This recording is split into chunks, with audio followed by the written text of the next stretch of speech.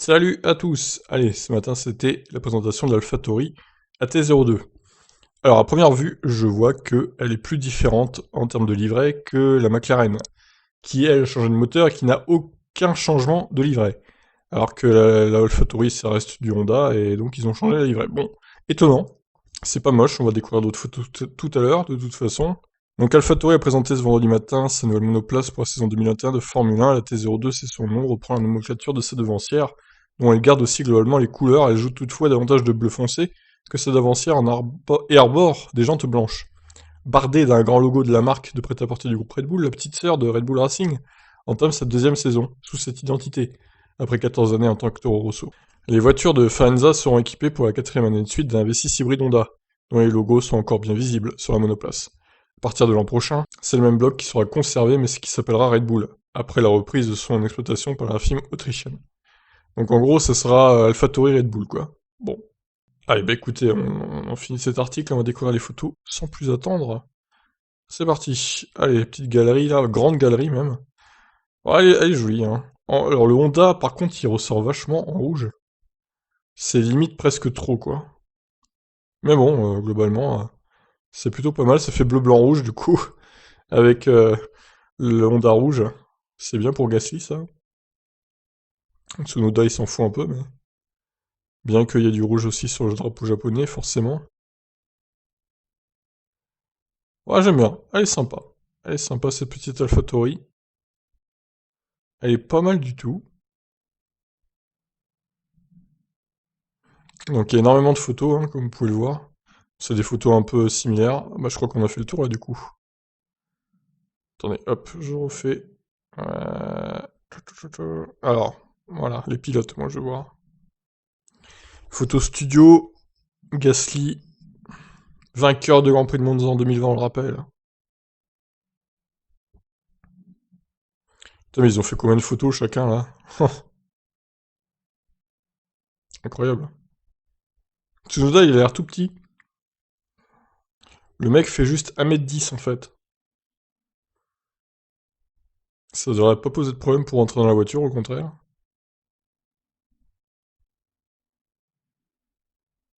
Ah, il est carrément plus petit que Gasly, c'est incroyable. Je sais pas s'il y a sa taille sur internet, je vais essayer d'aller voir. Oh, regardez la différence. Oh, c'est fou. Alors, sur le site de la F2, il est né le 11 mai, et bien il fait 1m59, 54 kg. Oh, le petit gabarit. 1m59. Oh, c'est petit pour un homme. Incroyable. Alors justement, lisons un peu ce qu'il a déclaré, ce petit Yuki. C'est une équipe très sympa et je suis sûr que je peux bien travailler avec eux. A déclaré Tsunoda, j'aime leur passion et la façon dont ils préparent les week-ends. Nous avons une bonne relation depuis le début. Elle ne devrait que s'améliorer à mesure que nous apprendrons à nous connaître au cours de la saison. J'ai eu la chance de passer un peu de temps avec la Scuderia AlphaTauri avant la saison, donc j'apprends déjà beaucoup d'eux et je continue à développer ma relation avec toute l'équipe. Il espère pouvoir disputer son Grand Prix à domicile en F1, même si celui-ci dépendra de la situation sanitaire liée à la pandémie du Covid-19. Pour autant, il a aussi hâte de découvrir d'autres circuits et de partager la grille avec des pilotes qui font partie de ses idoles. Oui, mais bon, il aura le temps, hein, même si on va pas à Suzuka cette saison, c'est pas grave. Le mec est en Formule 1, quoi. Je suis vraiment impatient de commencer et j'ai particulièrement hâte de courir à Suzuka devant les fans japonais. La dernière fois que j'ai couru à Suzuka, c'était en F4, donc ça sera très différent. Mais je suis vraiment excité d'avoir maintenant la possibilité de représenter mon pays en Formule 1. J'ai également hâte de visiter de nombreux autres pays et de courir sur différents circuits. Si je devais choisir un des circuits que j'attends le plus, avec le plus d'impatience, en dehors de Japon, ce serait Monaco. Il a une grande histoire et il est unique, mais le plus important pour moi, ce sera de me retrouver sur la grille de départ, avec tant de superstars de ce sport. C'est un honneur absolu de me mesurer à certains des plus grands pilotes du monde. Alors son objectif en F1 est très simple, je veux juste battre les autres pilotes et je veux être le premier japonais à gagner une course en Formule 1. C'est vrai qu'il n'y a aucun japonais, même Sato, il avait fait des podiums et tout, mais il a jamais gagné en fait. Donc aucun japonais n'a gagné une course en F1. Moi je pensais qu'il y en avait au moins un, mais non. C'est toujours bon de le rappeler. Néanmoins, sa première saison sera tournée vers l'apprentissage, je veux apprendre rapidement et avoir des résultats aussi tôt que possible. Je dois toujours faire de mon mieux et voir comment ça se passe. Honda m'a soutenu depuis que je suis en F4 et a joué un rôle incroyablement important dans ma carrière. Je ne cesserai jamais de les remercier et j'essaierai de leur montrer ma reconnaissance à travers mon pilotage en obtenant les meilleurs résultats possibles cette saison. C'est leur dernière année en F1, ce qui est vraiment dommage, mais je pense que ce sera une bonne année pour eux avec un bloc propulseur amélioré. Bah, j'espère qu'ils vont pas se fourrer sur la fiabilité, parce que c'est bien d'avoir un moteur performant, mais s'il pète à toutes les courses, ça va pas servir à grand chose aux équipes Red Bull et AlphaTauri, hein. Donc je croise les doigts pour qu'ils aient un moteur fiable, parce que sinon, ça va être une catastrophe. Mon objectif principal cette saison est de bien faire pour l'équipe, pour moi-même, et certainement pour Honda. Pierre est très rapide et a déjà une victoire à son actif en F1.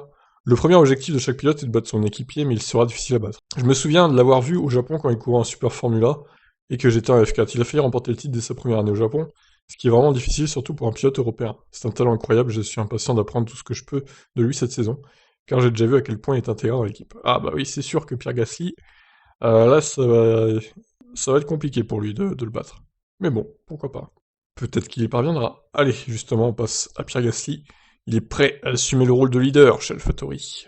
Alors, il revient sur son hiver, c'était très bien, après avoir passé du temps avec ma famille, surtout pour Noël, je suis allé à Dubaï avec mon coach. J'ai fait la même chose l'année dernière et ça avait bien fonctionné, je me sentais en forme, donc j'ai adopté le même plan. Ah oui, on se souvient que l'année dernière, il avait été confiné à Dubaï, du coup. Bon, il y a pire, hein, comme endroit pour être confiné, vous me direz. Il y a des infrastructures incroyables pour s'entraîner, la météo est idéale pour l'exercice en extérieur, donc j'ai pu me pousser. Malheureusement, j'ai été testé positif au Covid fin janvier, mais par chance, je me sentais bien, et j'ai pu continuer mon entraînement dans mon appartement. Heureusement, il n'a pas souffert d'effets graves du coronavirus. J'ai eu une petite toux qui ne m'a pas arrêté. Je n'étais pas du tout fatigué, j'ai pu continuer mon entraînement. Je n'ai rien raté, je suis prêt pour la saison. L'an dernier, le Français a décroché sa première victoire en F1 à Monza. Sans vouloir forcément réitérer un tel résultat, dû en partie aux circonstances, il veut continuer à progresser grâce à l'expérience commune au sein du... Ouais, ça va être dur hein, de refaire une victoire à la régulière, puisque à Monza, c'était pas vraiment la régulière, hein, c'était vraiment des circonstances de course exceptionnelles qui ont envoyé Hamilton les favoris au tapis, donc... Mais bon, il a tenu cette victoire et c'est bien, Pierre Gasly. J'ai attribué mes bons résultats de l'année dernière au fait d'être plus expérimenté, car c'était ma 3e saison en F1 et aussi la première fois que j'ai resté pour une 2e saison complète avec l'équipe. Je dirais que c'est surtout la continuité à partir de 2019 qui a payé. Travailler avec les mêmes ingénieurs, avoir une meilleure compréhension de ce que nous faisons, et nous avons réussi à exploiter l'expérience des 2 années précédentes. Je suis sûr que nous pourrons réaliser de grandes choses aussi, en 2021. Après avoir fait équipe avec Kiat pendant 1 an et demi, il aura un nouvel équipier à la personne de Tsunoda. Le Français est conscient qu'il aura désormais un rôle de meneur, aux côtés du jeune Japonais de 20 ans. Bien sûr, l'arrivée de Yuki signifie que j'aurai plus de responsabilités au sein de l'équipe, et je suis prêt à assumer le rôle de leader dans l'équipe. Cependant, c'est un pilote très rapide, et il nous aidera à faire avancer l'équipe. Je connais Yuki, c'est un gars compétitif, et il a montré ce dont il était capable en F2. C'est pourquoi il était promu en F1 après seulement 1 an. Nous allons travailler ensemble pour y parvenir. Il manque d'expérience, donc ce sera pas toujours facile pour lui, mais je pense qu'il a du talent, et ce sera aussi à moi et à l'équipe de lui montrer la voie. Son arrivée ne change pas vraiment mon approche, qui sera la même que l'année dernière. Nous avions réussi à tirer le maximum de chaque course, à l'exception d'une ou deux. Nous devons donc continuer avec la même philosophie, car je crois vraiment que l'année dernière a été la meilleure de l'équipe sur le plan opérationnel, du développement et de la performance de la gestion des week-ends. Gasly sait que la bataille du peloton sera très rude entre la moitié des équipes, comme c'était le cas en 2020. La voiture était plutôt bonne dans le peloton, toutes les équipes ont fait beaucoup de progrès et les écarts sont très faibles. Nous avons terminé 7ème au championnat, mais il y a eu des moments où nous nous sommes battus pour être la 4ème ou la 5ème meilleure voiture du peloton. Nous nous battions contre de très bonnes équipes qui ont de gros budgets et beaucoup d'expérience. L'année dernière, nous avions une voiture qui nous a permis de nous battre à ce niveau. Je suis arrivé assez souvent en Q3 cette année. J'espère que nous pourrons faire un pas en avant, qui nous permettra d'être plus près de l'avant du peloton. Voilà pour Pyro. Allez, on finit avec Franz Tost quand même. J'espère que c'est un peu moins long. Oh putain. Oh putain. Oh putain. Ouais, écoutez, j'ai la flemme. Franchement, Tost en gros veut qu'AlphaTauri domine le milieu de grille avec la T02, donc voilà. Je vous laisse découvrir l'article sur France Toast vous-même au pire, parce que je vous avoue que c'est un petit peu long à lire.